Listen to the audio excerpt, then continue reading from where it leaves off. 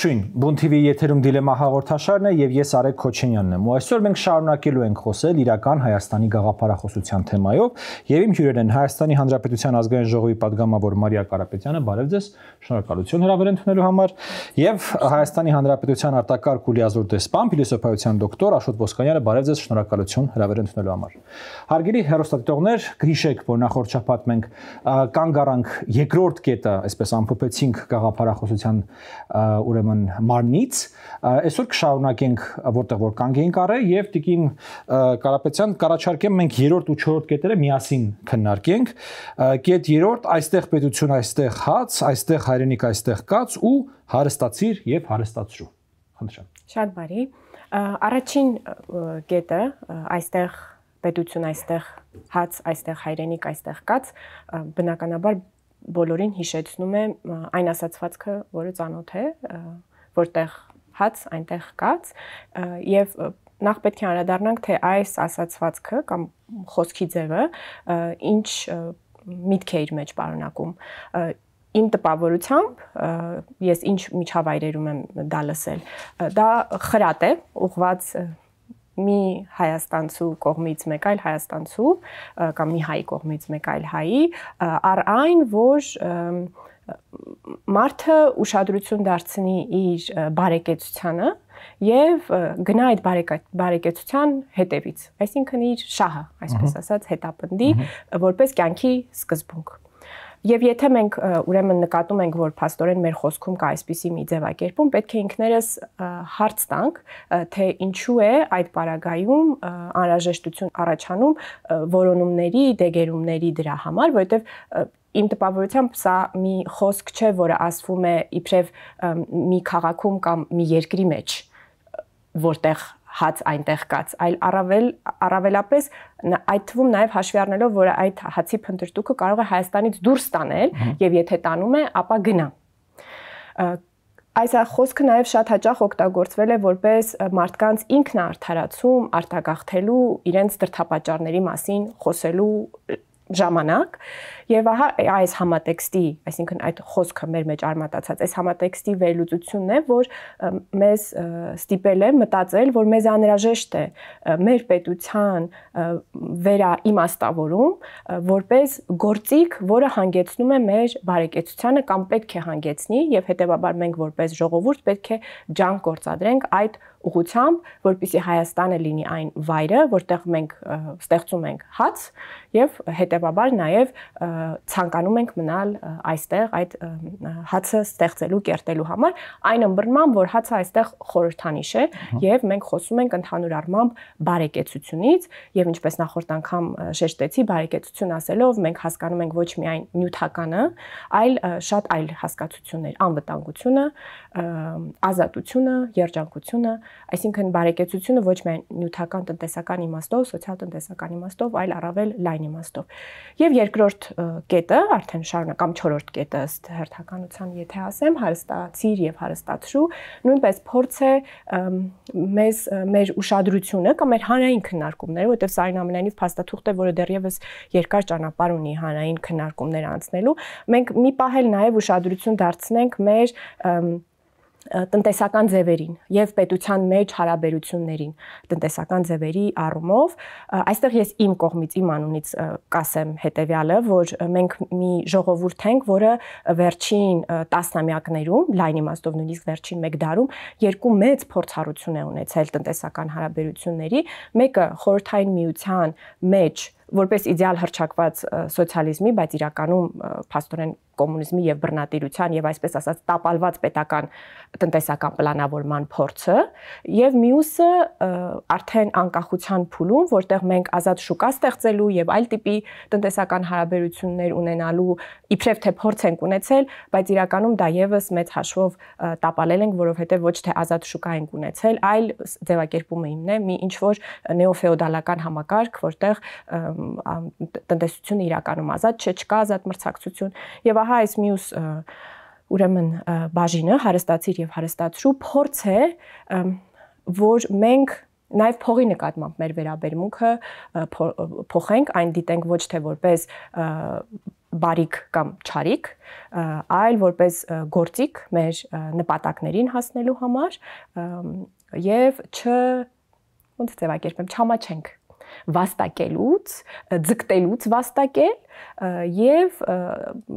նաեւ դա համարելով միջոց այլոց հարստացնելու։ Եվ այստեղ հարցը վերաբերում է անհատին եւ պետությանը, այսինքն մեր նպատակադրումն է, որ քաղաքացին ձգտի հարստանալ, վճարել հարկեր եւ հարստացնել պետությանը, բայց նաեւ անհատի եւ այլ անհատների խմբերի, որովհետև գործատուն այն ընթացքում երբ փորձում է հարստանալ, նաև պետք է ձգտի հարստացնել իր աշխատողներին, երկու համագործակցող կազմակերպություններ միմյանց եւ այդպես շարունակ։ Շնորհակալություն, պարոն Ոսկոյան, խնդրեմ։ Դե ամենաընդհանուր իմաստով շատ դժվար է վիճել այն թեզի հետ, որ այո, պետությունը պետք է մի տեղ լինի, որտեղ լավ ես ապրում, որտեղ որ վաստակում ես, որտեղ որ հանգիստ ես, որտեղ որ բարեկեցիկ ես, այստեղ վիճելու բան չկա։ Ինձ անհանգստացնում է մի պահ, որ երբ որ մենք ուրեմն ոչ թե մենք, այլ հեղինակները, երբ որ խոսում են բարեկեցության մասին, մանավանդ որ երկրորդ կետում էլ անմիջականորեն են, չէ, արդեն խոսում փողի նկատմամբ վերաբերմունքի եւ այլնի մասին, շատ լավ է, թող խոսեն, բայց կարծես թե մի քիչ իրանք իրանցից ամաչում են։ Եվ հետո ասում են, դե բարեկեցություն ասելով մենք համել նկատի ունենք հոգևորը, համել մշակույթային, համել էս։ Դե հիմա այսպես եկեք ճշտենք, ինչը նկատի ունենք։ Եթե մենք նկատի ունենք այդ բոլոր բաները, ապա այս դեպքում այս հարցադրումը իմաստազրկվում է։ Եթե մենք նկատի ունենք հենց նախ եւ առաջ նյութական բարեկեցությունը, վիճելի հարց է, կարող է մեկը ասի ճիշտ է, մեկը սխալ է, բայց եկեք դրա վրա կանգ առնենք, ասենք այո, մենք նկատի ունենք նյութական բարեկեցություն։ Եվ ինձ կներեք մի տարօրինակ բան եմ այստեղ ես անելու, մի հատ այսպես զեղում եմ կատարելու մի հանգամանքի վրա, որ ինձ անհանգստացնում է։ Տեսեք, կա մենք ունենք, հիմա այս վերջերս շատ է խոսվում Ռուբեն Վարդանյանի ֆենոմենը։ Ռուբեն Վարդանյանը մի մարդ է, որը բավականաչափ հարուստ էր, ու տիտանական հարուստ չէր, բայց մեր չափանիշներով բավականաչափ հարուստ էր, որը մենք գիտենք որոշակի ուրեմն պայմաններում ներգրավվել է ուրեմն հայտազգային պայքարի հարցերին եւ հայտնվել է ուրեմն Արցախում, որից հետո մենք գիտենք հիմա որ գերության մեջ է։ Հիմա տեսեք, մարդկանց զգալի մասը չի կարողանում հասկանալ, թե այս մարդն ինչի գնաց Արցախ։ Եթե մենք դնում ենք մեր հիմնական գաղափարը բարեկեցությունը, եթե մենք ասում ենք, որ գերագույն արժեքը բարեկեցությունն է, ապա բացարձակ չեն կարող հասկանալ, թե մարդը, որը ոտքից գլուխ բարեկեցիկ կյանքով ապրում էր եւ կարող էր ապրել, ինչն է իրեն ստիպել վեր կենալ եւ գնալ Արցախ։ Եվ պատահական չի, որ ոչ միայն պատահական մարդիկ, այլ նույնիսկ վարչապետի մակարդակով հարց է դրվում։ Մենք դեռ պիտի տեսնենք, թե այդ մարդն չի գնացել այնտեղ։ Այսինքն մենք ենթադրում ենք, որ եթե որևէ մեկը բարեկեցիկ կյանքով ապրելու բոլոր հնարավորությունները ուներ եւ այնուամենայնիվ հանուն ինչ-ինչ ազգային պատկերացումների գնացել է ուրեմն ինքնազոհողության, հաստատ պիտի արտասահմանյան լրտես լինի, որտեղ եթե լրտես չլեր, հո գիշի թողած իր ուտել խմելը գնաց այնտեղ։ Հիմա ես ուզում եմ հասկանալ, այս բարեկեցություն ասածը ինչպես է հարաբերվում այն մնացած այսպես ասած մարդկային հետաքրքրությունների հետ, որովհետև այն հանգամանքը, որ դուք ասում եք, թե որ մենք ասում ենք բարեկեցություն բոլորը մեջն է, ինչ չի համոզում։ Մանավանդ եթե երկրորդ կետում դուք միանշանակ ասում եք, որ խոսքը փողի մասին է եւ այլն, հա, ես դեմ բան չունեմ, փողի մասին պետք է նորմալ ուրեմն այսպես վերաբերմունք լինի, բայց ես ուզում եմ հասկանալ, թե ինչպես է այնուամենայնիվ ձեր պատկերացումը մի պետության մասին, որտեղ մարդիկ իրենց համար ամենաայսպես բարձրագույն արժեքը դիտարկում են իրենց հարմար բարեկեցիկ կյանքը եւ դրանից են կողմ որևէ բան չեն ուզում։ Մինչև Տիկին Կարապետյանի խոսքը փոխանցել, ես կարծում եմ, քանի որ դուք բացեցիք այդ թեման, պարոն Վարդանյան, այնտեղ մենակ դա չի հարցը, այնտեղ մի հատ էլ հարց կա, որ այդ ամեն ինչը արվել է Հայաստանի Հանրապետության կառավարության դիրքորոշմանը հակառակ։ Ու դա արվել է բացահայտ հակառակ Հայաստանի Հանրապետության կառավարության դիրքորոշմանը, բայց մարդը գերության մեջ է, այդ թեմայից ես կարծում եմ մենք կշարունակենք խոսալ, երբ որ ինքը վերադառնա գերությունից։ Խնդրեմ Տիկին Կարապետյան։ Ես նույնպես չեմ անդառնա կոնկրետ մարդու նրա նպատակներին եւ հանրային ընկալումներին այդ մարդու վերաբերյալ, այդ թվում հաշվի առնելով, որ մարդ գերության մեջ այժմ գտնվում, էթիկապես ճիշտ չի լինի դա քննարկել, բայց ուզում եմ Պարոն Ոսկանյան, ձեր ուշադրությունը հրավիրել, որ բարեկեցություն բառի իմաստի ներքո մենք նաև ներառում ենք օրինակ ազատությունը, հետևաբար իսկապես այն իր մեջ կամ երջանկությունը, հետևաբար այն իսկապես իր մեջ նյութականից շատ ավելին ենք ցանկանում, որ ներառի եւ մի շեշտադրում եմ, որ մենք ինչու ենք ցանկանում կամ բարեկեցության մեջ ներառել նաև ոչ նյութականը։ Սա կրկին մեր պատկերացմամբ մեր նախապատմությունից է գալիս, քանի որ մենք ունենք ինչի մասին նախորդ անգամ ես խոսեցի, մեր քաղաքական միտքը, հայազատագրական միտքը սովորաբար շատ վեհ նպատակների հետապնդման համար, կարող ենք ասել արդարացիորեն մարդու բարեկեցությունը երկրորդական է համարել եւ առավելապես կենտրոնացել է մակարոնների, չարչարանքների, փնտրտուքների եւ այդպես է ձևակերպել Հայաստանի ժողովրդի ճակատագիրը, քանի որ ազատագրության գործը դա էր ենթադրում, մենք խնդիր ունենք դիտելու, որ կյանքը բաղկացած է շատ այլ բաներից եւս եւ դուք ճիշտ եք այդ բառը օգտագործում, ասում եք, որ մենք ամաչում ենք, ես տեսնում եմ, որ մենք շատ հաճախ որպես հանրություն ամաչում ենք խոսելու մեր մարդկային նյութական կարիքների մասին, կարծելով, որ դրանք վեհ չեն եւ ճիշտ չէ դրանք հանրայնորեն բարձրաձայնել։ Նաեւ նախորդ տասնամյակների ընթացքում ես հիշում եմ, որ Հայաստանում շատ սոցիալական բողոքներ օրինակ լրացվում էին հենց հակամարտության գոյությամբ կամ անվտանգային խնդիրներով կամ ազգային խնդիրներով այդ փաթեթավորմամբ եւ այո կա այդ դիսկոմֆորտը այսպես ասած բարձրաձայնելու սոցիալ-տնտեսականը որպես հույժ քաղաքական եւ կարեւոր կա այդ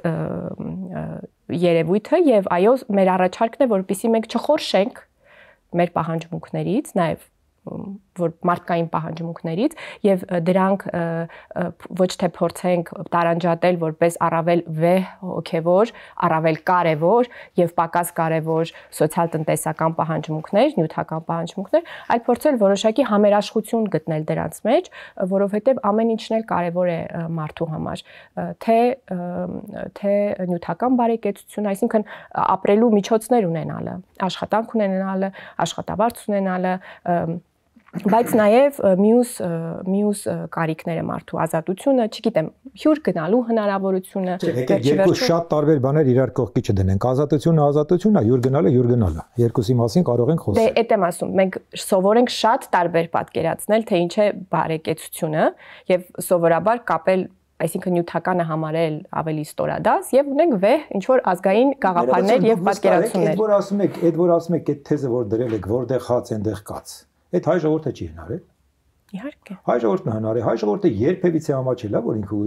ինքը նյութական պահանջներ ունի։ Ինչու եք այսօր դուք ենթադրում, որ հայ ժողովուրդը դրանից ամաչել է։ Հայ ժողովուրդը դրանից չի ամաչել։ Հայ ժողովուրդը միշտ էլ խոսել է իր շահի մասին, հայ ժողովուրդը միշտ էլ ուրեմն ձգտել է բարեկեցության, եւ ես չեմ լսել, որպեսի մարդիկ ամաչեն նրանից, որ իրենք ուզում են լավ ապրել։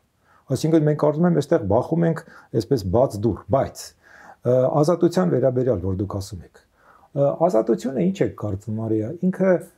ռիսկ ունի մեջը պարունակող թե չէ։ Նախորդ մտքին անդրադառնամ։ Ես ասացի, որ Հայաստանում միշտ օրինակ այդ վեհ ազգային նպատակները օգտագործվել են լրացնելու համար սոցիալ-տնտեսական բողոքը։ Ես սրա ականատեսն եմ եղել։ Չէ, ես չեմ խոսում նրա մասին ինչ է եղել Հայաստանում։ Այսինքն այն որ ժողովուրդը կարող էր բարձրացնել իր սեփական կարիքների մասին հարց, այո, համաձայն եմ, բայց քաղաքական այսպես կոչված էլիտաները լրացրել են այդ սոցիալ-տնտեսական բողոքը, ասելով որ մենք պետք է հանդուրժենք այս դժվարությունները, մենք պետք է մակարման մեջ լինենք, տնտեսապես այդքան զարգացած չլինենք, որովհետև ահա կա անվտանգային այս մեծ խնդիրը եւ ազգային նպատակները, որոնք մենք հետապնդում ենք։ Սա իրականություն է, որի ականատեսն եմ ես եղել, եւ երկրորդը, որտեղ հաց այնտեղ կաց արտահայտությունը ես իմ խոսքի սկզբում ասեցի իր մեջ ես ինչ կոնտեքստում եմ դա լսել որպես ինքնաարդարացում դուք ասում եք գնալու մասին իմ ասում եք այստեղ մնալու մասին ես գիտեմ այդքան հասկանում եթե ինքնաարդարացման համար է այդ արտահայտությունը արվում նշանակում է մարդ փորձում է բացատրել թե ինչու է թողել հայրենիք պետությունը եւ գնացել ապրելու այլ վայրում։ Պետությունը գծիկով մի օգտագործեք, էլի մենք այնտեղ բարձեցինք։ Շարունակելու եմ, որովհետեւ դուք բարձեցիք ձեզ համար, ես բարձեցի ինձ համար, որ շատ է։ Որ հայրենիքը եւ պետությունը նույն բաներն են։ Դե նախորդ մեր քննարկումը այնպես չեղավ, որ ես ասեցի, այո, դուք ինձ համոզեցիք, ես այլևս այդպես չեմ կարծի։ Ես շարունակում եմ այդպես կարծել եւ մեր նպատակն է ուրեմն այս խզումները վերացնել եւ այո մտածել պետության մասին որպես գործիք բարեկեցությանը հասնելու եւ մտածել բարեկեցության մասին որպես մի բան, որը բաղկացած է ոչ միայն նյութականից, այլև ոչ նյութականից։ Այս երկու խզումը, որ պետությունն ու բարեկեցությունը անպայման պետք է փորձենք մոտեցնել իրար եւ որ բարեկեցությունն էլ միայն նյութականը չէ, այլ նաև իր մեջ պարունակում է հոգևոր բաղադրիչներ կամ ոչ նյութական բաղադրիչներ, ազատությունը, երջանկությունը։ Դե նորից ազատության են գալիս, ազատությունը ռիսկ պարունակում է իր մեջ թե չէ։ Անշուշտ, ցանկացած ոչ միայն ռիսկ, այլև պարունակում, ներողություն, եթե ազատությունը ռիսկ է պարունակում, փառք Աստծո մենք ունենք գոնե մեկ հոգի, որը մեր դեմքը, ազգային դեմքը պարզերես է արել, դա Միքայել Նալբանդյանն է, որ գրել է թե ինչ բան է ազատությունը, եթե ազատությունը ռիսկ է պարունակում, ապա դա նշանակում է, որ մարդկային իսկական լարված կյանքը, անկախ նրանից թե նա ազգային հարցերով կզբաղվի, թե բոլորովին ուրիշ հարցերով կզբաղվի, բոլոր դեպքերում պարունակում է ռիսկ, պարունակում է տառապանք, պարունակում է դժվարության հաղթահարություն։ Ուրեմն իսկ հիմա դուք ասենք թե ելնում եք եւ ասում եք հետեւյալը, սա ես մեջբերում եմ վարչապետին։ Երբ ժողովուրդն ասում է մեզ եւ բոլորին, լսեք, չենք ուզում այլևս մաքարել, չենք ուզում գոյատևել, չենք ուզում տառապել, չենք ուզում զոհաբերվել, ուզում ենք ուղակի ապրել։ Հիմա դուք համարում եք, որ որևէ ժողովրդի համար ուղակի ապրելը կարող է լինել իդեալ։ Դե եթե ուղակի ապրելը այդ տոնայնությամբ եք ասում, այո, ստացվում է, որ դա մի շատ ամոթալի արարք է, որը պետք է խուսափենք անել եւ այն համեմենք շատ վեհ գաղափարներով։ Ոչ, ամոթալի չէ, պարզապես քիչ է։ Ամոթալի չէ, քիչ է։ Այսինքն դա ոչ թե ամոթ է ուղակի ապրելը, ոչ թե ամոթ է բարգավաճ կյանքով ապրելը, շատ լավ է։ Ոչ ոք դրանում կասկած, ոչ ոք կոչ չի անում, գրանք վատ ապրենք։ Ամոթալի չէ, բայց եթե ես ասում եմ իմ կյանքը սկզբունքորեն սահմանափակվելու է դրանով, ես որևէ բան չեմ ուզում, որպեսզի ես ընկնեմ ռիսկի տակ, հարվածի տակ, ազատությունը ասում եմ միշտ ռիսկ է։ Ազատությունը միշտ քայլ է դեպի ուրեմն անհայտը։ Եթե ես ասում եմ ես դա չեմ ուզում, ես ուզում եմ հենց ապրեմ, ապա այդ դեպքում ես հիշում եմ Նիցշեի մի շատ գեղեցիկ ասույթ, որը նա ասում է վերջին մարդկանց մասին։ Նա ասում է երկիրը փոքրացել է եւ երկրի վրա ոստոստում է փոքր մարդը եւ ամեն ինչ փոքր է դարձնում։ Հիմա դուք ամեն ինչ փոքր եք դարձնում։ Դուք ես չեմ ասում որ վատ է որ մարդիկ լավ ապրեն, շատ լավ է։ Բայց երբ որ դուք ասում եք որ լավ ապրելուց բացի ուրիշ բան պետք չի, դա շատ վատ է։ Մենք այս երկրորդը չենք ասում, մենք ընդհակառակը, պարոն Ոսկանյան, նախկինում մեր այդ մակարոնները դրանք ազգայինի մասին մակարոններն են։ Մեր պատկերացմամբ լավ կյանքը եւ պետությունը պետք է իրար փոխկապակցվեն։ Այս ժողովուրդը ստեղծել է այս հանրապետությունը որպես գործիք իր բարեկեցությունը ապահովելու համար եւ բարեկեցություն ասելով նկատի ունենք անվտանգությունը, այսինքն Հայաստանի Հանրապետությունը Հայաստանի ժողովրդի անվտանգությունը ապահովելու գործիք է։ Հայաստանի Հանրապետությունը Հայաստանի Հանրապետության ժողովրդի ազատությունը ապահովելու գործիք է, նրա երջանկությունը ապահովելու գործիք է։ Այսինքն սա մի Հայաստանի Հանրապետությունը մի կազմակերպություն է, որտեղ Հայաստանի Հանրապետության բոլոր քաղաքացիները բաժնետեր են եւ իրենք այս հանրապետության տերն են եւ այս հանրապետությունը նրանց համար է, որպեսզի ապահովի նրանց բարեկեցությունը։ Այն ըմբռնմամբ, որ այն իր մեջ պարունակում է ոչ միայն նյութական բարիքներ, այլև հոգեվոր բարիքներ։ Այս հարաբերության ճշգրտումը եւ մեր կարծիքով ավելի այսպես առողջացումը, այսինքն մենք չենք ասում լավ ապրել ցանկացած վայրում գլոբուսի վրա։ Այս հանրապետությունն է լավագույն վայրը Հայաստանի քաղաքացու համար ապրելու եւ արարելու։ Այդ կապը անպայմանորեն մենք ցանկանում ենք տեսնել։ Դե հիմա տեսեք, դուք ասում եք, որ ուրեմն դա հավասարապես վերաբերվում է անվտանգությանը, ազատությանը եւ այլն։ Եթե վերաբերվում է անվտանգությանը, իսկ անվտանգությունը նաեւ սահմանների անվտանգությունն է, ապա ինչու դուք սկզբունքորեն հրաժարվեցիք նրանից, որ ուրեմն որ հայրենիքի պաշտպանը հերոս է եւ հայտարարեցիք, որ հերոսը հարկատուն է։ Դե պարոն Ոսկանյան, մենք հրաժարվեցինք, որ հայրենիքի պաշտպանը հերոս է։ Այսինքն մենք չասեցինք հայրենիքի պաշտպանը այլևս հերոս չէ։ Այսպիսի նախադասություն կամ դրան մոտ եկող որևէ նախադասություն մեզնից չեք կարող մեջբերել։ Եթե հայրենիքի պաշտպանը մնում է հերոս, եթե հայրենիքը պաշտպանություն է պահանջում, եւ եթե դուք վստահ չեք, որ վաղը մյուսօր նորից չի պահանջելու, ապա ինչ է նշանակում չենք ուզում մաքարել, չենք ուզում տառապել, չենք ուզում զոհաբերվել, այլ ուզում ենք պարզապես ապրել։ Այսինքն վաղը, որ կյանքը շատ կարևոր բան է, շատ լավ բան է, կյանքը պետք չի ապրելը, կյանքը պետք չի ներկայացնել որպես մի բան, որը վեհ չէ։ Կյանքը վեհ է։ Ո՞վ է ներկայացնել նման բան։ Կյանքը վեհ է։ Ո՞վ է երբևիցե ասել, որ կյանքը լավ բան չի։ Դե դուք եք ասում, որ պարզապես ապրելու, եւ թվում է թե դա կարծես թե դա բավական չէ։ Ոչ, ես ասում եմ, որ Շատ լավ է, եթե դու պարզապես ապրում ես, բայց եթե պետք է հանուն ինչ-որ մի բանի դու գնաս զոհաբերության, ապա դու գնում ես։ Եվ եթե դու այդ զոհաբերությանը գնալ պատրաստ չես, եթե դու տառապանքի պատրաստ չես, անկախ նրանից, ես չեմ ասում պարտադիր ազգային, չգիտեմ, հողատարածքների համար, եթե դու տառապանքի պատրաստ չես, եթե դու զոհաբերության պատրաստ չես, եթե դու մաքարումի պատրաստ չես, ել դու ինչ մարդ ես։ Այլ բան, որ բնականաբար Հայաստանի Հանրապետությունում դեռևս նույնիսկ ժամկետային զինծառայությունը պարտադիր է բոլոր Չէ, զինծառայությունը թողնենք մի կողմ, ես խոսում եմ էգզիստենցիալ խնդրի մասին։ Մենք մարդիկ ենք, Հայաստանում չենք, Կիրակոսի տեղում ենք։ Հիմա լավ, ես մարդ եմ, ապրում եմ։ Ես ուրեմն դուրս է գալիս, որ չեմ ուզում տառապել, չեմ ուզում մաքարել, չեմ ուզում զոհաբերվել, ուզում եմ պարզապես ապրել։ Էդ էլ եղավ մարդ, Մարիա։ Ես կարծում եմ, որ դա շատ լավ բան է։ Կյանքը Հայաստանի Հանրապետությունում կյանքը եւ բարեկեցությունը դա շատ լավ բան է։ Նախ եւ առաջ, որպեսզի Հայաստանի Հանրապետությունում նման օրինակ բան լինի, դուք պետք է ունենաք երաշխիքների մի ահռելի համակարգ, որը դուք չունեք։ Ենթադրենք ունեք։ Դուք համարում եք, որ եթե մենք տալիս ենք մարդու իդեալական պատկերացում մարդու մասին, մարդուն կարելի է սահմանել որպես մի արարած, որը պարզապես ուզում է ապրել։ Կրկին նույն բանն ենք մենք կրկնում։ Ես կարծում եմ, որ կյանքը շատ վեհ բան է եւ այն սահմանումները որը մենք տվել ենք բարեկեցությանը։ Մի հատ նախադասություն ես կուզեմ ասեմ, էլի, այդ անհրաժեշտ, բայց ոչ բավարար պայման հասկացություն կա, չէ՞, որ այդ պարզապես ապրելը ինքը անհրաժեշտ պայման է, բայց ոչ բավարար պայման է երջանկության։ Որ դուք այս վեճը լուծեցիք, անցանք առաջ։ Անհրաժեշտ է, բայց բավարար չէ։ Համաձայն եք դրա հետ։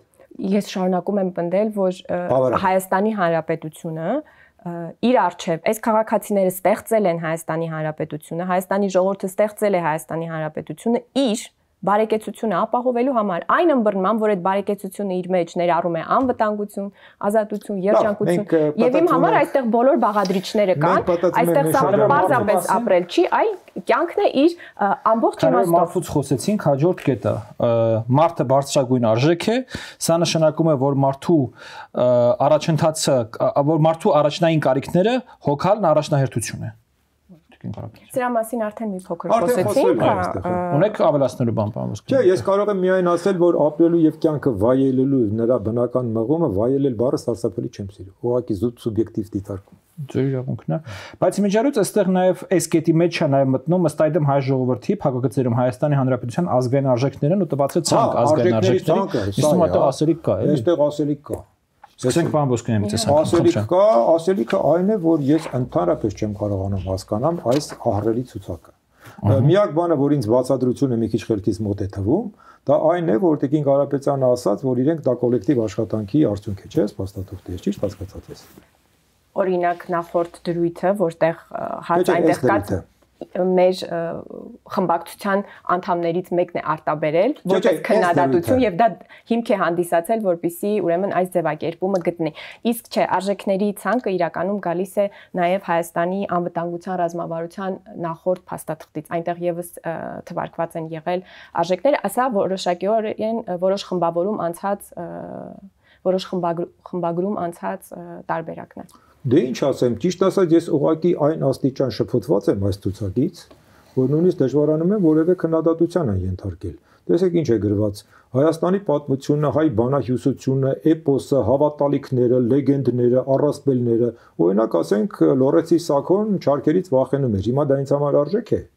Հետո ուրեմն համահայկական ներուժը ես չգիտեմ ինչ բան է, լավ հայկական սփյուռքը ենթադրենք, ուրեմն հայ առաքելական եկեղեցին դե հասկացանք Աշուղական, գուսանական, ժողովրդական, դասական, հեղինակային եւ էստրադային երաժշտությունը, հայկական պարարվեստը, հայկական կերպարվեստը, հայկական բեմարվեստը, հայկական լավ, հետո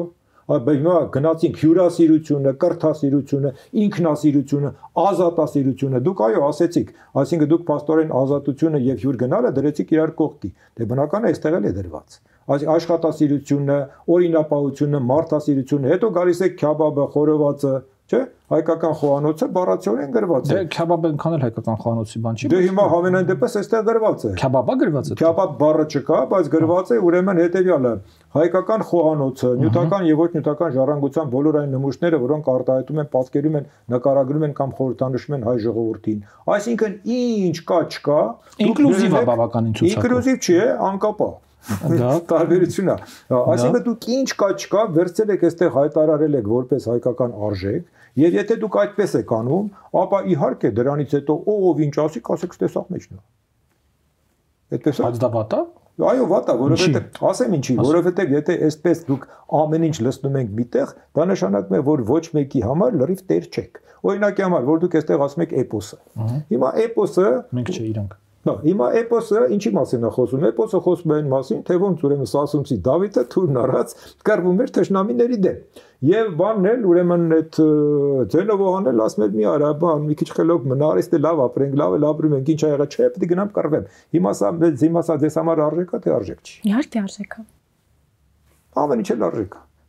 Բայց բան ոսկայ մի հատ այստեղ իմ մոտ հարց առաջացավ, էլի, որն է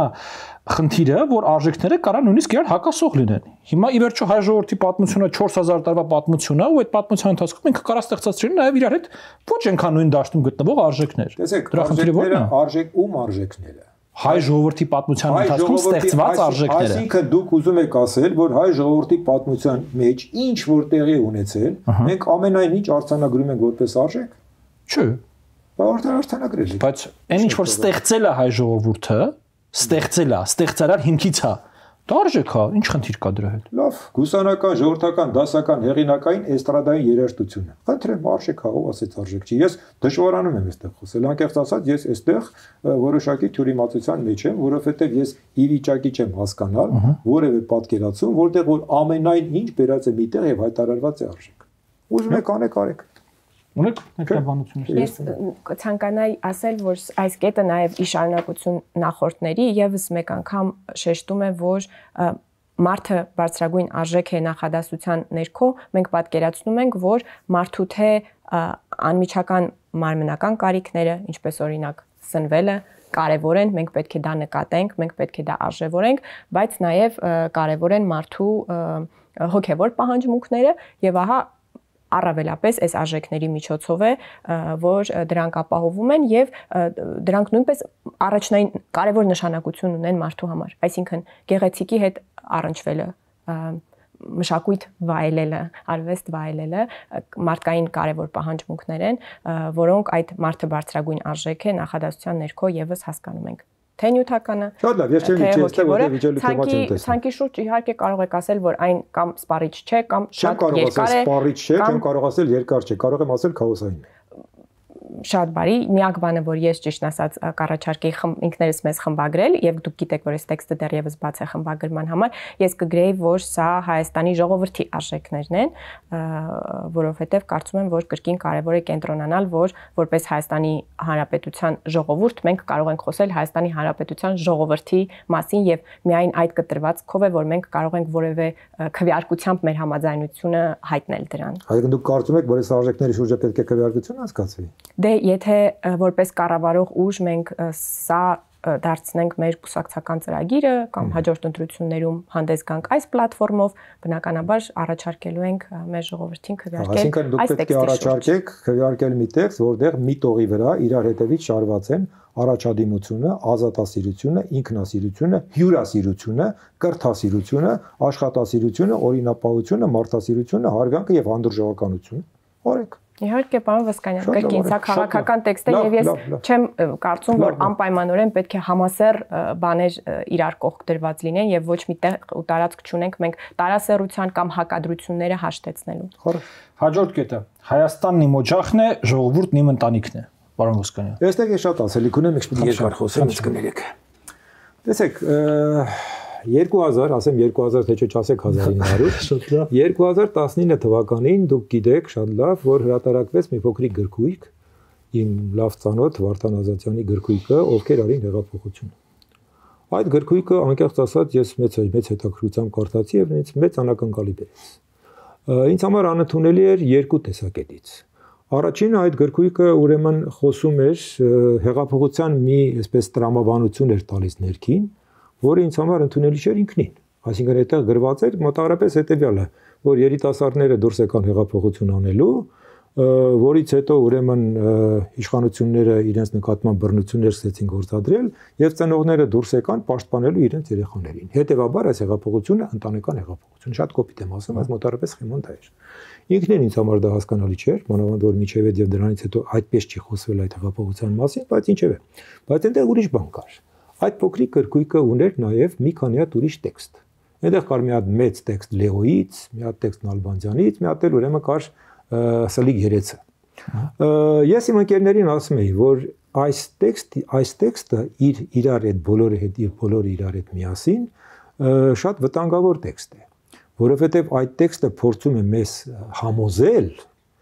որ հայաստանյան հասարակությունը ոչինչ այլ բան չէ, քան ընտանիք։ Այսինքն նա ուզում է հանգեցնել Հայաստանի հասարակությունը ընտանիքի։ Ինձ ասում են դա չէ, հիմա Վարդանը բարձր ինտելեկտուալ է, ես ոչ մի կերպ չեմ կասկածում, որ Վարդանը բարձր ինտելեկտուալ է, նա ասել է այնինչ ասել է եւ ուրիշները թող այդպես ուրիշ բան չհասկանան։ Ես ասում եի նա պատասխանատվություն է կրում ոչ միայն իր գրածի համար, այլև բոլոր այն մնացած տեքստերի համար, որ բերել է, որովհետեւ ինքը պոլիտեքստ է ներկայացրել մեզ։ Ես Վարդանի հետ կապվեցի, առաջարկեցի իրեն, ասի Վարդան, իստեմ ես ինչ բաներ կան, որոնք ես համաձայն չեմ։ Առաջարկեցի, ասի արի քննարկենք։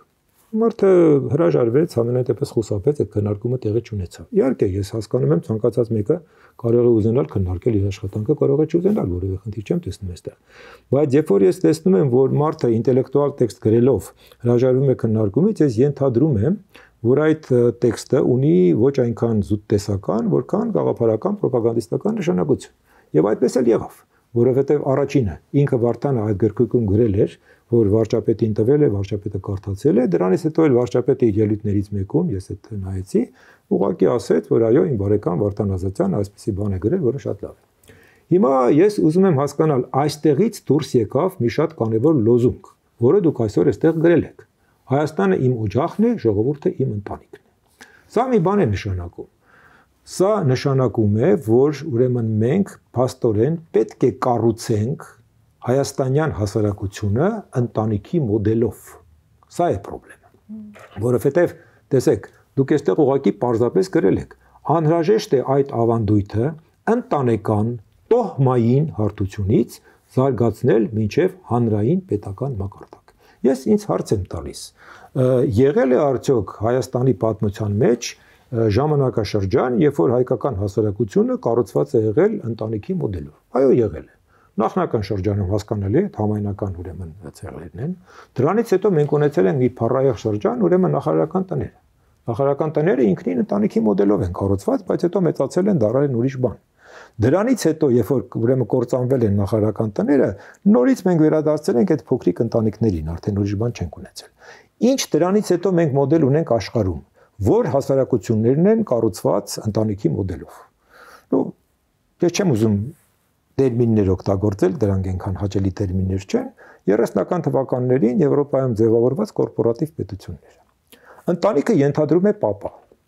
Ընտանիքը ենթադրում է մի հատ այսպես բուրգային մոդել, որը մենք կառուցում ենք եւ որը ղեկավարվում է ինչ որ մի տեղից։ Մի բան ասեմ այսպես տարօրինակ,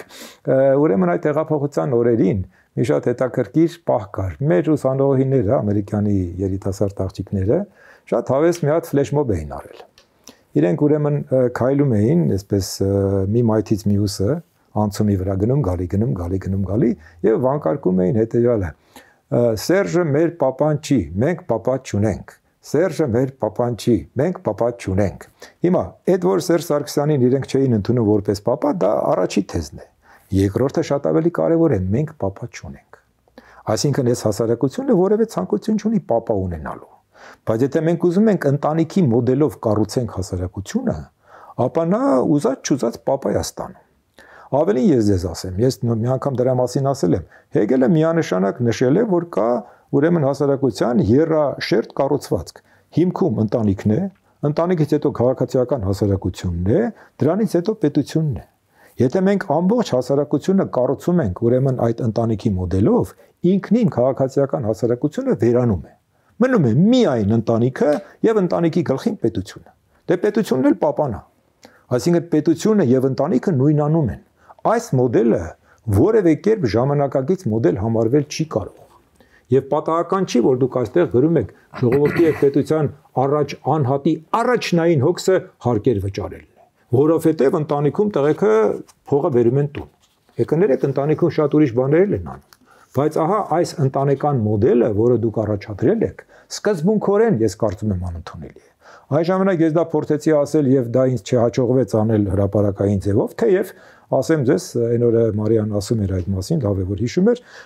ուրեմն Մարինե Պետրոսյանը Վարդանի հետ բավական հետաքրքիր բանավեճ ունեցավ եւ ես կարծում եմ շատ համոզիչ բանավեճ ունեցավ, փորձելով ցույց տալ, որ եթե մենք հասարակությունը կառուցում ենք ընտանիքի մոդելով, մենք դրանովից սկզբունքորեն բացառում ենք ժամանակակից մոդեռն հասարակության կառուցվածքը։ Այն դադարում է այլևս լինել հասարակություն։ Մրցակցությունը։ Ամեն ինչն է բանանում, այսինքն մենք ունենք այսպես անհատներ, այդ անհատները փնջված են մի բուրգի մեջ, բուրգի վերևն էլ ուրեմն նստած է ղեկավարը, այդ ղեկավարը ինքը իրեն նույնացնում է պետության հետ եւ ուրեմն պետությունն էլ ուրեմն բոլորին ղեկավարում է, ասում է հարկերը տվեք։ Այս մոդելը բացարձակ անընդունելի մոդել է։ Եվ այստեղ ես մեծ խնդիրներ ունեմ եւ դրա համար ուրեմն այդ լոզունգը, որ կախած էր, այնտեղ ուղղակի որևէ կերպ չեմ կարողանում հասկանալ։ Ես մի երկու բան ուզում եմ այստեղ ավելացնել։ Առաջինը, գիտեք, Հռոմի պատմությունից մի հոգի կար, որ փորձեց հռոմեական պետությունը կառուցել այսպես ընտանիքի ձևաչափով եւ ինքնին սկսեց անվանել Pater Patriaris, հայրենիքի հայր։ Օգոստոսն էր, ում օրոք հռոմեական հանրապետությունը վերաձևակերպվեց որպես միապետություն, միահեծան, որովհետեւ կար, եթե կա ընտանիք կա հայր, եթե պետությունն էլ ընտանիք կա, ապա կա նաեւ այդ պետության հայր։ Կա օջախապետ, ով որ օջախի պետն է։ Հիմա այստեղ իհարկե սա շատ մեծ հարց է Տիկին Կարապետյան։ Մենք այս կետի մասին դեռ նաև հիշում եք այս կարգախոսի հայտ է եկել պատերազմից առաջ էլ մի ամբողջ աշխատաժողով ենք ունեցել։ Այո, պատերազմից առաջ էր, իհարկե։ Նաև ոչ միայն կուսակցականներով, այլ կառավարության եւ ոչ միայն նախարարների, շատ այլ գերատեսչությունների ղեկավարների հետ միասին, սա շատ քննարկված թեմա է։ Մի քանի բան պարոն Ոսկանյանի ասածներին կցանկանայի արձագանքել։ Գիտնական Վարդան Ազատյանին պրոպագանդիստ կոչելու համար պետք է պնդում անեք, որ պետությունը նրան պատվիրել էր այդ գիրքը գրել կամ որևէ կուսակցություն։ Մինչդեռ այդպես չի եղել։ Պարոն Ազատյանը գիրքը գրել է եւ այնուհետեւ այն ընթերցվել է այդ թվում կառավարող ուժի ներկայացուցիչների կողմից եւ երբ ես այդ գիրքը ընթերցել եմ, նկատել եմ վերջին բանը, որ ես ուզում եմ Վարդանին քննարկել, եկեք այդ թեման անենք։ Դուք սկսեցիք, ես պետք է արձագանքեմ։ Ես ասացի, որ այդ տեքստը պրոպագանդիստական նշանակություն է ձեռք բերել։ Եվ հիմա էլ պնդում եմ, որ այդ տեքստը ձեռք է բերել պրոպագանդիստական նշանակություն։ Եթե թույլ կտաք, ես արձագանքեմ ձեր ասածներին, թեմաները դուք եք բացել,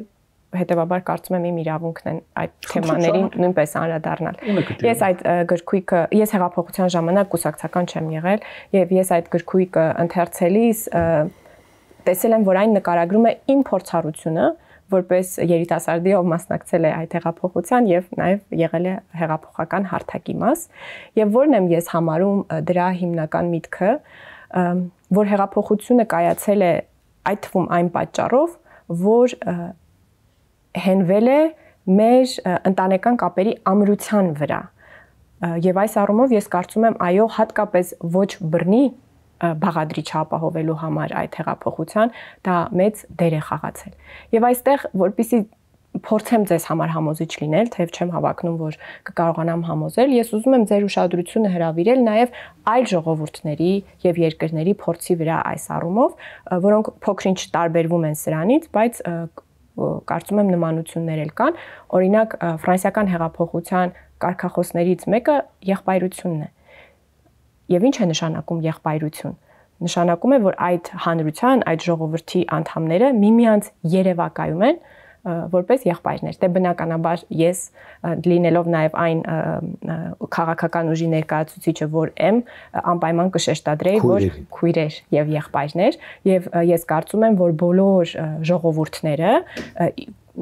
իրենց երևակայում են որպես հավասարների հանրություն իդեալի մեջ եւ իրենց երևակայում են որպես մի մեծ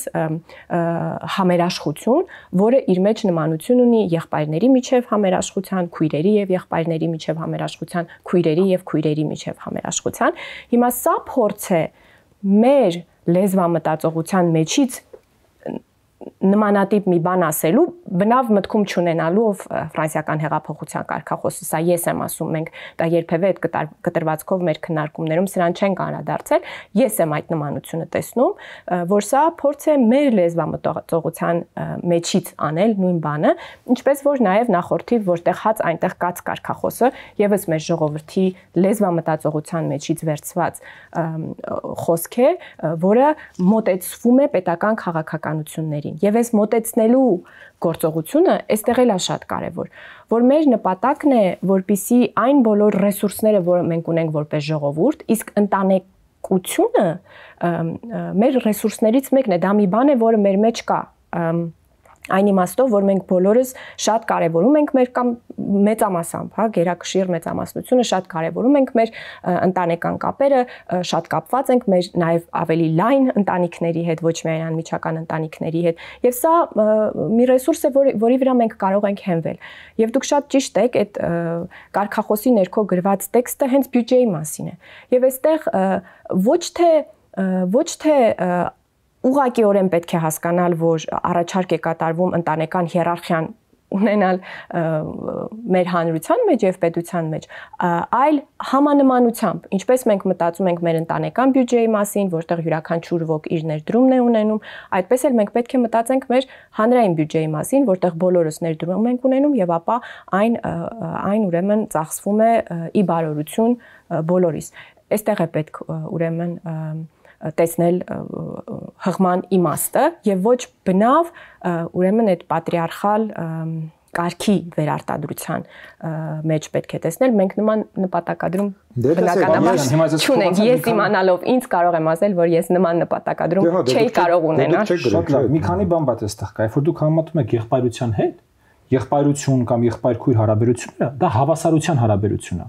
Ծնող երեխա հարաբերությունը հավասարության հարաբերություն չի, ծնողը ունի բացարձակ իշխանություն, գրեթե բացարձակ իշխանություն է երեխայի վրա։ Եվ դուք չեք կարող համատել եղբայրության հարաբերությունները ընտանիքի հարաբերության հետ, որտեղ ընտանիքի մեջ կա աստիճանակարգություն, կա ծնող ու կա երեխա։ Հիմա պետությունը թե ընտանիքն է եւ հայրենիքն էլ օջախն է, այնտեղ կա ծնող ու կա երեխա։ Ծնողով է երեխան, ով վրա ունի բացարձակ իշխանություն։ Այստեղ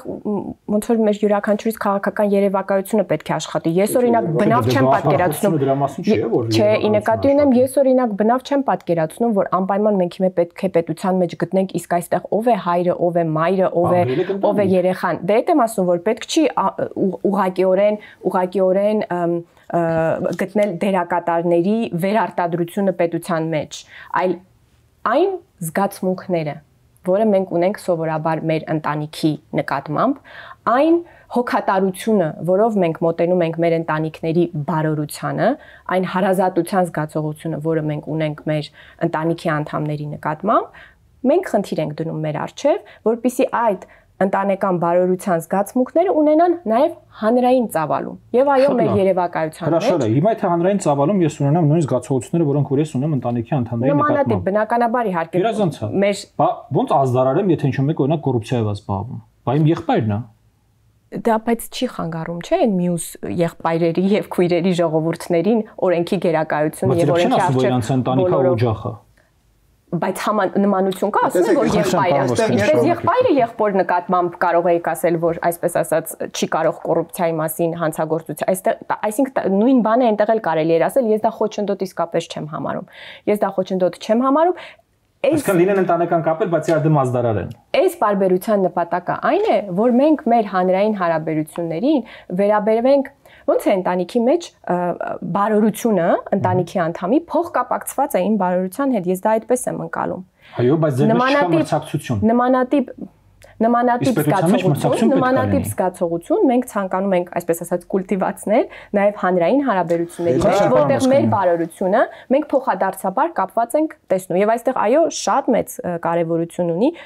բյուջեի նկատմամբ մեր պատասխանատվությունը որպես քաղաքացիներ, ինչպես մենք ունենք պատասխանատվություն մեր ընտանեկան բյուջեի նկատմամբ։ Նախ ասեմ, որ դա բացարձակ այսպես վարդագույն իդեալիզմ է։ Այսինքն դուք ուզում եք ասել, որ դուք կարող եք մի մետաֆորի միջոցով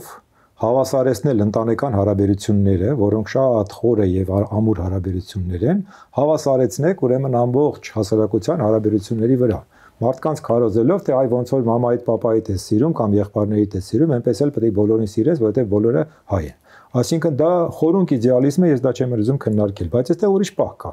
Ես պատահաբար չէր, երբ որ ասեցի, որ Վարդանը այդ բանը որ գրել է, այդ տեքստը որ գրել է, ինքը պատասխանատվություն է կրում ոչ միայն իր տեքստի համար, այլև բոլոր այն մնացած տեքստերի համար, որոնք այդտեղ դրել է, միավորել է։ Այ դուք ասում եք, որ ընտանիքը մեր ռեսուրսն է։ Հա, ես կարող եմ ձեզ հետ համաձայնել, որ ընտանիքը այո, մեր ռեսուրսներից մեկն է։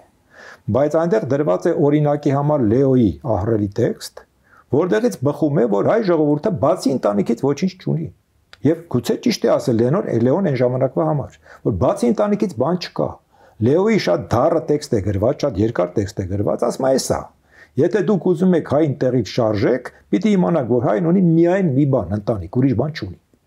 Հիմա լավ է ասում Լեոն, վատ է ասում, բայց դա կոնկրետ բան է, որը մտած է այդ գրքի մեջ որպես այդ գրքի մասը։ Կամ մի ուրիշ մաս, ասում եմ, այդ Սլի Գերեցի պատմությունը։ Ու Սլի Գերեցը հասկանալի է, ուրեմն խոսքը գնում է Պավլիկյանների առաջնորդի մասին, ուրեմն որ բոլորին ջախջախիչ գրեհիկ ձևով քացուտակակցում, էլի Քրիստոսը նովա, Մովսես նովա, ես չգիտեմ ինչ որ Պողոս Առաքյալ նովա, կներեք այդ Սլի Գերեցից չէ որ դուրս եկավ այն մուրճը, որով սկսեցիք բոլորին սպառնալ։ Նույն բանն է, չէ, դու ով ես, քեզ էլ քացուտակակցեմ, նրան է քացուտակակցեմ։ Այսինքն ընտանիք ասածը այդ ձեր սիրային հարաբերությունները չեն։ Ընտանիքը կարելի ասել, մենք բոլորս ընտանիք ենք, այդ խոսքը ոչ միտեղ չի գնա։ Մետաֆորից բացի ոչ միտեղ դա չի տանի։ Մի կողմից դուք կոչ եք անում, որպեսզի մենք խոսենք ռեալ բաների մասին, փողի մասին խոսենք, չամաչենք, որ փող է, չամաչենք, որ ուզում ենք լավ ապրենք, չամացենք, որ մենք պետք է մրցակցենք, մյուս կողմից էլ դուք կոչ եք անում, որ բոլորը բոլորին սիրեն։ Եկներեք բոլորը բոլորին սիրելը մի քիչ քրիստոնեական հանգամանք է, իսկ փողի մասին մտածելն էլ մի քիչ տնտեսագիտական համակարգ է։ Այսինքն այդ ընտանիքը ես տեսնում եմ մի մեծ վտանգ, որովհետև այնուամենայնիվ թելադրում է մեզ մի մոդել, թե ինչպես կառուցել հասարակությունը։ Եվ մանավանդ մենք անցյալ ժամանակ խոսեցինք, ուրեմն մի քանի օր առաջ այդ մասին, ես ասեցի, մեծագույն վտանգը ես տեսնում եմ նրանում, որ դուք չեք ընդունում հասարակության մեջ առանձին սոցիալական խմբերի կարևորությունը, որովհետև եթե դուք ընդունեք սոցիալական խմբերի կարևորությունը, այդ սոցիալական խմբերից ընտանիք չի ստացվի։ Իսկ եթե դուք բոլոր մարդկանց համարեք, որ յուրաքանչյուրը առանձին անհատ մարդ է, այդտեղից կարող եք այդ բուրգը կառուցել։ Այստեղ կկարողանաք կառուցել, այնտեղ չեք կարողանա։ Բայց իրական հասարակությունը այդ սոցիալական խմբերն են, որոնք դուք շղթում եք։ Ես կկրկնեմ այն, որ սա սիրելու մասին չէ, սա ընտանեկան հարաբերությունները նույնությամբ վերարտադրելու անհնարին գործի մասին չէ։ Սա Ընդամենը մետաֆոր է, որ ասում եք լավ կլինի, որ տղեկ, որ լավ կլինի, որ լավ լինի, եւ աղջիկներ։ Տղեկ եւ աղջիկներ լավ կլինի, որ լավ լինի, բայց եթե լավ կլինի, որ լավ լինի, այդ լոզունգը չեք բոլոր պատերի վրա գրել։ Սա ընդամենը համանմանությամբ, ինչպես մենք ընտանիքում ենք մեկս մյուսի բարօրությամբ գտնում նաև մեր բարօրությունը, այսինքն մեր բարօրությունները փոխկապակցված են կամ նախորդ թիվի օգտագործած բառը ասեմ, բարեկեցությունները ընտանիքի ներսում մեր փոխկապակցված են։ Այդ նմանությամբ նաև տեսնենք մեր հանրային հարաբերությունները, որտեղ ինձ կարող է լավ լինել, միայն եթե Հայաստանի ժողովրդի մյուս քաղաքացիների, մյուս ներկայացուցիչների լավ լինի։ Շտաբերակտերում կարող լավ լինի։ Այդպես մենք պետք է տեսնենք, թե ինչու ենք մենք բոլորով միասին ջանք գործադրում հանուն այս պետության կայացման եւ զարգացման, թե չէ հակառակ պարագայում ինչու ենք մենք իսկապես այդ ընդհանուր բյուջեի մեջ մեր ներդրումը ունենում հարկերի տեսքով։ Դա միայն այսպես ասած թղթի վրա ձևակերպված օրենսդրական պարտավորություն է, թե դրա ներքո կա մի որևէ գաղափար։ Դրա ներքո դրված գաղափարը ըստ մեզ սա է, որ մեր բարօրությունները, որպես Հայաստանի Հանրապետության քաղաքացիներ եւ հավաքական ժողովուրդ, ունի իր մեջ Կարապետյան, դուք ձևակերպում եք, եք ներկայացնում եք դասական commonwealth-ը, ընդհանուր բարեկեցությունը, դա ընտանիքը չէ։ Դուք բառացիորեն ներկայացնում եք այն ինչ որ փիլիսոփայությունը հարցի պատասխանը բավականին վաղուց տվել է, դա commonwealth-ն է, ընդհանուր բարիքն է, ընդհանուր հենց այդպես երևի հայրապետական թարգմանվի ընդհանուր բարեկեցություն, ընդհանուր բարիքը, դա ընտանիքը չի։ Ես շատ ուրախ եմ, որ դուք ուրեմն ճանաչեցիք, գուցե ոչ ուրեմն ֆրանսիական հեղափոխության եղբայրության կարգախոսի ներքո, բայց ձեր իմացած այլ ժողովուրդների, այլ գիտության, հա, փորձառության մեջ, բայց օտար այնուամենայնիվ, թե ինչպես է դա մտածվել այնտեղ, հա։ Հիմա ասում եմ, սա մեր փորձն է մեր ժողովրդի պատմության եւ փորձառության մեջից մտածելու եւ երևի թե ես իմ խոսքը առնվազն այս կետի մասով կամ փոփեմ Վասան Ազատյանի մեկ այլ գրքից փորձելով մոտավորապես մեջ բերել այն ինչ նա ասում է եւ ինչը ես կարծում եմ շատ կարեւոր է փոփոխություն հարուցելու համար ուրեմն նա ասում է որ հեղափոխականը այն մարդը չէ ով պարզապես վերցնում եւ հակադրվում այս բառերով չի բնականաբար ասում շատ ավելի հաջող ձևակերպումներով է ասում հակադրվում է ավանդույթին դա մի մարդ է ով նախ իր մեջ նկատում է այդ ավանդույթը եւ այդ ավանդույթի վրա հենվելով ներսից է հարուցում փոփոխությունը թե նախորդիվ մեր քննարկած կետերը հա որտեղ հաց այնտեղ կաց եւ դա փոխկապակցել է պետության հետ թե այս կետը մեր փորձն է Եվ ես շատ ողջունում եմ ձեր քննադատությունը եւ որ հնարավորություն եք տալիս ինձ սրա մասին խոսելու մեր փորձն է մեր փորձառության մեր լեզվամտածողության ներսից ձևակերպելու այն բանաձևումները որոնք մեզ պետք է օգնեն ըստ իմ համոզմամբ կայանալու որպես պետություն Հայաստանի ապագան կախված է մեկ մարդուց եւ այդ մեկ մարդը դու ես անհատական Ես այստեղ չեմ քննարկում կարող եք անցնել առաջ Դուք ունեք ասելիք ես Ես կցանկանայի իմանալ պատճառը առնվազն ինչու չեք քննարկում, որտեվ համաձայն եք թե որտեվ կտրականապես անհամաձայն եք։ Համաձայն չեմ, որովհետեւ էլի նորից դա վերամբարձ հայտարարություն է, որը իրական բովանդակություն չունի։ Օրինակի համար ես բոլորովին վստահ չեմ, որ Հայաստանի ապագան կախված է մի մարդուց, որը ես եմ։ Ես գիտեմ, որ մարդիկ Հայաստանի Հանրապետությունում բավականաչափ մեծ քանակությամբ անզոր են կամ իրենց անզոր են զգում։ Ես ինքս շատ հաճախ ինձ անզոր եմ զգում։ Ես չգիտեմ ինչ անել, երբ որ տեսնում եմ այն ինչ որ կատարվում է իմ շրջապատում, եւ ասենք թե ասել թե Հայաստանի ապագան կախված է մի մարդուց եւ այդ մարդը դու ես, մի քիչ ձեռառնելու պես բան է, դրա համար քննարկելու ցանկություն չունեմ։ Հասկացա, այս ձևակերպումներից շատերը ոչ թե նկարագրում են այն իրավիճակը, որը մենք ունենք, այլ այն իրավիճակը, որը մենք ցանկանում ենք ունենալ։ Եվ այս կարգախոսը գիտեք ել ավելի հին պատմություն ունի, շատ տարիների ես օրինակ չեմ մասնակցել այս կարգախոսի ձևակերպմանը ոչ մի կերպ, բայց ես կցանկանամ, որպեսզի Հայաստանի Հանրապետության քաղաքացիները օբյեկտիվորեն պատճառ ունենան իրենց մասին այսպես մտածելու եւ որոշ լավատեսություն ես ունեմ Օրինակ եմ բերում, հա, ես շատ մեծ ուրախությամբ եմ տեսնում, թե երբ մեր քաղաքացիները օրինակ սպառնում են մեզ պատժել իրենց քվեին չարժանացնելով, մեզ չարժանացնելով իրենց քվեին հաջորդ ընտրություններում։ Ես տեսնում եմ, որ ուրեմն մարդը հավատում է, որ իր քվեն տեղ է հասնում եւ հետեւաբար այդ փոփոխությունը մենք կարողացել ենք ստանալ, որ մեր քաղաքացիները հավատան, որ իրենց քվեն կարեւոր է քաղաքական գործիչների համար եւ այո, իմ քիչ պատկերավոր եմ ասում, սպառնալ պատժել, բայց այն որ նրանք գիտեն, որ իրենց քվեով կարող են փոփոխություն հարուցել, դա շատ կարևոր փոփոխություն է, որը նախկինում Հայաստանում նման ընկալում չի եղել։ Եվ ես կուզենայի, որպեսզի այսպիսի երևույթները բազմապատկվեն ու շատանան, շատ ավելի լայն այլ ոլորտներում էլ մենք այսպես մտածենք եւ այդպես մտածելու օբյեկտիվ ապացույցներ ունենանք, որ այո, դա աշխատում է։ Վախենամ, որ դուք ապրում եք զուգահեռ իրականության մեջ, բայց ես ասացի, այս թեման չեմ ուզում շարունակել։ Շատ բարի։ Երջանիկ անհատ, անհատը երջանիկ է, երբ ազատ է, պաշտպանված է, առողջ է, ստեղծագործ է, ունի սոցիալական միջավայր, սիրված աշխատանք, որի վաստակով ունի հասանելիության առողջ սննդին։ Լոզունգ է, որի մասին ես ոչինչ ասելիք չունեմ։ Ես ճիշտն ասած նախորդ կետի մասով կցանկանայի, որպեսզի այն փոխկապակցենք, գուցե, եթե պարոն Ոսկանյանը դեմ չէ, վերափոխման մասին կետով, որը 11-րդն է։ Չէ, վերափոխումը առանձին կետ է։ Շատ բարի, որտեղ ես իսկապես կարծում եմ, որ այնտեղ էլ կա անձի շեշտադրումը եւ իր սեփական ջանքը իրեն փոխելու, իսկ երջանիկ անհատի կետը ես դրան կարադառնամ համակցության, փոխհատար հանրության եւ հզոր պետության, որովհետեւ այս երեքը նաեւ ի հայտ են եկել նախորդ փուլերում, կրկին սրանք նոր բան չեն, սրանց մասին մենք նախորդիվ խոսել ենք, նույնիսկ մեր նախընտրական ծրագրերից մեկի մեջ սա որպես կարգախոս, եթե չեմ սխալվում, ընտրված է եղել եւ սրանք փոխկապակցված են եւ ինչպես նախորդիվ պարոն Ոսկանյանը ինձ թվում է այդ առումով շատ ճիշտ քննադատություն է, որ այս տեքստը իր մեջ հակադրություններ է պարունակում եւ այդ հակադրությունների հաշտեցման փորձ է կատարում, այս երեք շերտը ուրեմն անհատի, հանրության եւ պետության միմյանց հետ փոխկապակցված պետք է տեսնենք, այսինքն մեր ցանկությունն է, որպեսզի մենք Հայաստանը տեսնենք այնպիսի մի պետություն, որտեղ անհատապես հնարավորություն կունենա երջանիկ լինելու եւ կրկին այստեղ կա թվարկում թե երջանկություն ասելով մենք ինչ ենք հասկանում, որոշ բաղադրիչներ են թվարկված կարելի ասել գուցե ոչ սպառիչ ցանկ, որ որպես հանրություն մենք հոգատար լինենք եւ այստեղ անշուշտ կնկատեք, որ փոխկապակցվածություն կա նաեւ նախորդիվ մեր ընտանեկան հարաբերությունների համանմանությամբ միմյանց բարօրությունը փոխկապակցելու գաղափարի հետ եւ այնուհետեւ երրորդ շերտը պետության շերտը, որը սրա հետ կապված է, այսինքն մենք այն նախորդ շերտերը պետք է կարողանանք ապահովենք, որպիսի պետության հզորության մասին խոսենք եւ հակառակ, այսինքն հզոր պետությունն նաեւ մեզ անհրաժեշտ է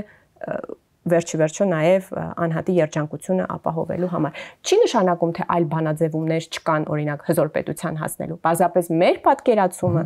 այս երեք շերտերի միջև կապերի այսպիսին է։ Պարոն Ոսկանյան, հիմա 3 կետ է, մարդը պետք է լինի, անհատը պետք է լինի երջանիկ, հանրությունը հոգատար, պետությունը հզոր։ Չաղառող բախտավոր։ Այսինքն, այստեղ ես ինչի եմ ասում, որ ես քննարկելու բան չունեմ, որովհետև այստեղ կան բարի ցանկություններ եւ չկա որևէ մեխանիզմ, թե ինչպես է դա պետք անել։ Եվ երբ որ ես ասում եի, որ դուք կառուցում եք, ասենք, ամբողջ հասարակությունը ընտանիքի մոդելով, դուք ասում եք չէ, այդ դեպքում ես ուզում եմ հասկանամ ինչ մոդելով եք կառուցում, որպեսզի այդ ձեր բարի ցանկությունները իրականանան։ Դուք ենթադրում եք մի հատ այսպես գերագույն հարմոնիա պետության, անհատի, հասարակության միջև, բոլորը լավ են, բոլորը երջանիկ են, ո՞նց օգուտ մտավ։ Որևէ մեխանիզմ, թե ինչպես է դա պետք անել, բացի հարկահանության մեխանիզմից դուք չեք տալիս։ Իսկ ինչ վերաբերում է, այո, իսկ ինչ վերախումը ոչ միայն ամոթալի չէ, այլ նաև կենսական։ Հիմա դրա մասին կխոսենք։ Իսկ ինչ վերաբերում է հարկահանության մեխանիզմին, ապա ես խնդրում եմ արեք, ինձ մի քիչ ժամանակ տվեք, որովհետև այստեղ ես նախատեսում եմ մի շատ կարևոր թեմա քննարկել, պատասխանել այն հարցին, որը ես պարտք մնացի անցյալ քննարկման ժամանակ։ Ես շատ ուրախ կլինեմ ձեզ ժամանակը տրամադրել, պարոն Ոսկանյան, բայց մեր բաժանը նորից լրացել է։